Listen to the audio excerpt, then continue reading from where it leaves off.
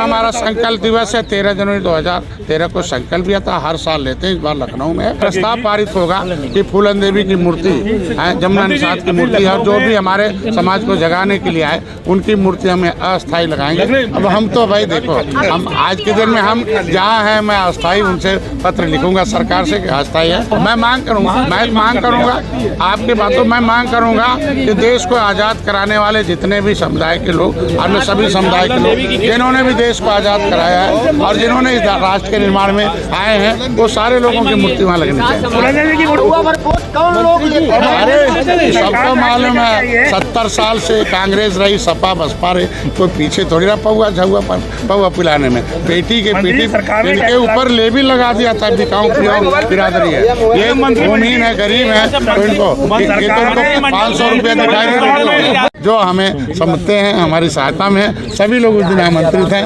वह है doctor BR auditorium आशियाना में 10 बजे। हमारा संकल्प दिवस है 13 जनवरी 2013 को संकल्प लिया था। हर साल लेते हैं। इस बार लखनऊ में ये ऑडिटोरियम डॉक्टर BR ऑडिटोरियम है आशियाना में, और उसमें सभी प्रदेश के लोग आएंगे। मतलब हमारे 22 प्रदेशों में तो निषाद पार्टी के लोग, 75 जिले की जिला कमेटी, विधानसभा कमेटी और ब्लॉक कमेटी और मंत्री जी अभी यहाँ पे और उसमें सब आएंगे और उसमें प्रस्ताव पारित होगा कि फूलन देवी की मूर्ति, जमुना निषाद की मूर्ति और जो भी हमारे समाज को जगाने के लिए आए उनकी मूर्ति हमें अस्थायी लगाएंगे। जब यहाँ से स्थल बना है वहाँ पे मूर्ति लगाने के लिए क्यों नहीं मांग कर रहे हैं आप ऐसे महापुरुषों को जो निषाद समाज से आते हैं या फूलन देवी की मूर्ति? अब हम तो भाई देखो, हम आज के दिन में हम जहाँ हैं मैं अस्थायी उनसे पत्र लिखूंगा सरकार से कि अस्थायी है। प्रेरणा स्थल पे काफी जगह है। हाँ, मैं मांग करूंगा आपकी बातों में मांग करूंगा कि देश को आज़ाद कराने वाले जितने भी समुदाय के लोग, अन्य सभी समुदाय के लोग जिन्होंने भी देश को आज़ाद कराया है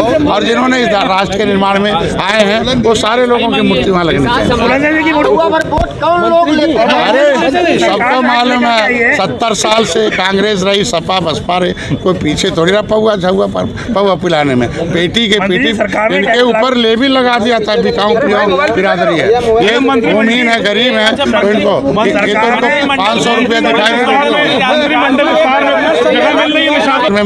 मैं कह रहा हूँ मंत्री है ना, तो मैं रामकेश जी मंत्री हैं, मंत्रिमंडल में पहले जगह पार्टी को और जगह मिलेगी। पार्टी के लिए निश्चित रूप से पार्टी के लिए हमारे देखो आयोग में सदस्य स्लिप ऑफ टंग होता है तो उसको अन्यथा नहीं लेना चाहिए। हमारे कहने मतलब जिसमें कोई भी घटना हो रही है, अगर प्रथम दृष्टया में जो भी अधिकारी दोषी थे उन्हें हटाया गया, जांच चल रहा, अब जांच आने तक उसमें किसी प्रकार का बयान देना ठीक नहीं है। हमको लगता है कि आगे इस तरीके की घटना न हो, उस पर चिंतन मंथन होना चाहिए और इस निश्चित रूप से ऐसा शब्द नहीं होना चाहिए। पत्रकार हमारे अंग हैं भारत के लोकतंत्र के, विधायिका, कार्यपालिका, मीडिया है, ये 4 स्तंभ हैं। चारों स्तंभ को हम बराबर तो मांगने वाले नहीं, निषाद राज जीत देने वाले। कभी भगवान राम के साथ रावण को हरा कर जीत दिया, भगवान राम को हम लोग जीत देते हैं, बाकी इनाम मोदी और दिल्ली देते हैं, ऑटोमेटिक हमें मांगना नहीं पड़ता। अभी जैसे ब्राह्मण सम्मेलन हुआ था उसके बाद पार्टी के साथ ईमानदारी से रहो। ईमानदारी से मोदी हैं, योगी हैं, तो अगर बड़े बड़े काम किया, धारा 370, राम मंदिर बनाया, 10% आरक्षण अपर कास्ट को दे दिया, महिलाओं का दे दिया, तो देने वाले हैं ना। जो देना शुरू कर देता राजा, तो राजा से लेने लायक बनो। तो लेने लायक बनने के लिए आप लोग आओ कि अपने वोट को बिखराओ में मत, कि हम अपने मुद्दे के लिए अपने जिस पार्टी के साथ रहो। तो मैंने कहा तो अभी हम लोग एक पद यात्रा शुरू करेंगे 15 जनवरी से, जो निषाद बाहुल क्षेत्र है। हमारे पास 36 ऐसी सीटें हैं जो में 1,20,000 वोट हैं। हमारे पास लगभग 40 ऐसी सीटें हैं जिसमें हम लगभग 1 लाख के आसपास वोट हैं। हमारे पास लगभग 80 सीटें ऐसी हैं जिसमें हम 80 हज़ार के आसपास हैं। तो ये हमारे समुदाय है, उपजातियाँ केवट मल्ला बिंद कश्यप कहार भिमर एक बार बातम तुरैल होती, ये सारा किस्सा कई उपजातियों बटे हुए। तो मैंने उनके लिए किताब लिखी, 14 किताबें लिखी। निषाद वंश, निषादों का इतिहास, भारत का असली मालिक कौन थी, खिलम फूलन देवी, ये सारा मैंने किताब लिखा। तो निषाद महाराजा गुराज निषाद पर तो जो किले पर जाते हैं तो उनको लगता कि नहीं हम लोग एक हैं, अलग अलग नहीं रहना चाहिए।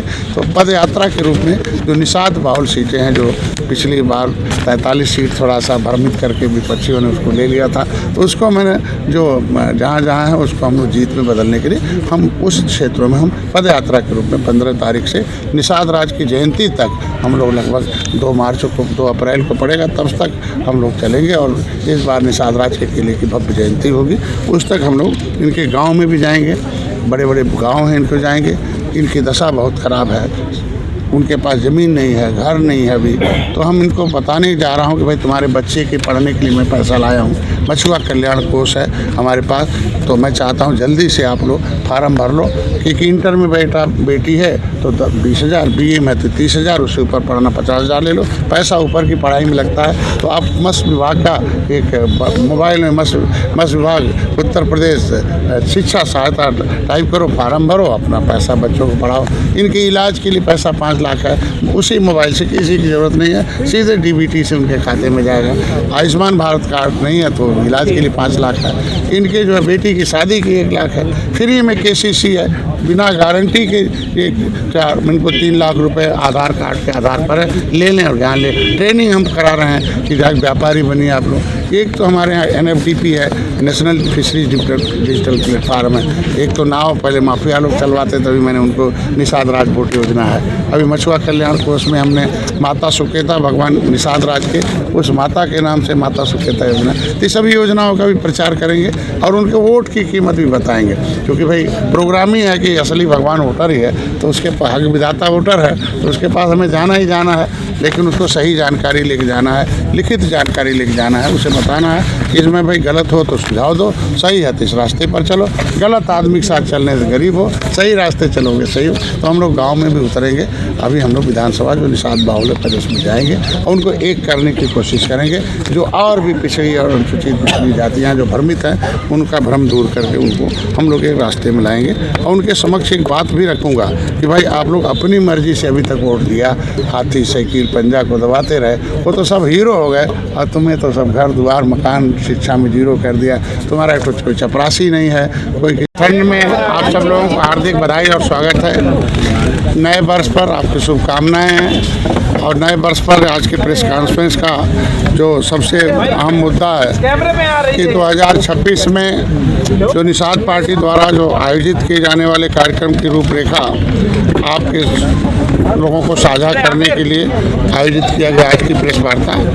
निषाद पार्टी आगामी 13 जनवरी 2026 को राजधानी लखनऊ में डॉक्टर BR अम्बेडकर ऑडिटोरियम जो आशियाना में है, उसमें 13वां संकल्प दिवस भव्य रूप से मनाएगी और उसमें राष्ट्रीय पदाधिकारी सभी आएंगे। 22 राज्यों में निषाद पार्टी के जो संगठन है उसके प्रदेश के या उसके जो विधानसभा के लोकसभा के वो भी पदाधिकारी आएंगे।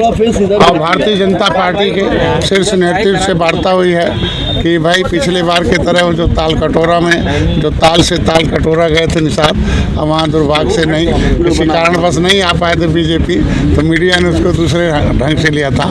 तो इस बार ऐसा न हो, हम सहयोगी दल हैं तो जैसे सभी हैं शीर्ष नेतृत्व से वार्ता हुई है और माननीय मुख्यमंत्री से भी वार्ता हुई है कि जो हमेशा गोरखपुर या श्रृंगेरपुर में होता था वो लखनऊ में इस बार पहली बार हो रहा है संकल्प दिवस। ये संकल्प दिवस हमारा एक्चुअल में 13 जनवरी 2013 को हम अपने जो चिकित्सा क्षेत्र के या व्यवसाय क्षेत्र के या समाज सेवा क्षेत्र को कहा जा सकता है, उसको मैं निषाद राज किले पर 13 जनवरी 2013 को मैं गया था। और जब वहाँ किला देखा जंगल से मंगल, और जंगल में एक पंडित जी मिले, उन्होंने बहुत आधे घंटे तक पूरा इतिहास बताया कि यही धरती है कि कभी त्रेता में भगवान राम चल के आए थे। और सबसे पहले अगर राम के अंदर अयोध्या के दशरथ और कैकेयी अयोध्यावासी 1000 तमसा नदी के किनारे 1000 संत महात्माओं ने उन्हें राज तिलक लगाकर विदा किया था। लेकिन सबसे पहले अगर ईश्वर का दर्शन किया था तो निषाद राज ने किया था इसको। और उन्होंने बताया कि ये निषाद राज का दर्शन, निषाद राज ने भगवान राम का दर्शन किया था। और भगवान का दर्शन जो करता वो भगवानों के एक तरीके से द्वार भगवानों का भगवान होता है। मेरे को हाइफा की लाइब्रेरी में जो भाई धर्म के उसमें पढ़ने को मिला था ईश्वर की प्रकटीकरण में कि कभी भगवान राम को निषाद राज में दर्शन की जगह नहीं मालूम था, जगह श्रृंगेरपुर धाम था। तो जब वहाँ किले पर गया तो किला देखा कि ये तो तोड़ा गया है, 30-30 फुट नीचे सब पूरी मोटी मोटी दीवारें दबाई गई हैं। तो ये पता चला कि इतिहास से प्रेरणा मिलती है, प्रेरणा से जागृति होती है। जागृति का मतलब कौन दुश्मन है जिसको इस किले को तोड़ा है, तो जागृति से सोच विकसित होती है। उसी दिन हमें सोच वैचारिक परिवर्तन हुआ था कि हमें अब इस वैभवशाली इतिहास को, जो गौरवशाली इतिहास है त्रेता का, कि कभी मुगलों अंग्रेज़ों को इसे नदियों में डुबो के मारा था, देश को आज़ाद कराया था, ये तो हम पढ़ते थे। लेकिन भगवान राम को भी पार उतारा था, ये पन्ने में पढ़ते रहे हम लोग, मतलब रामायण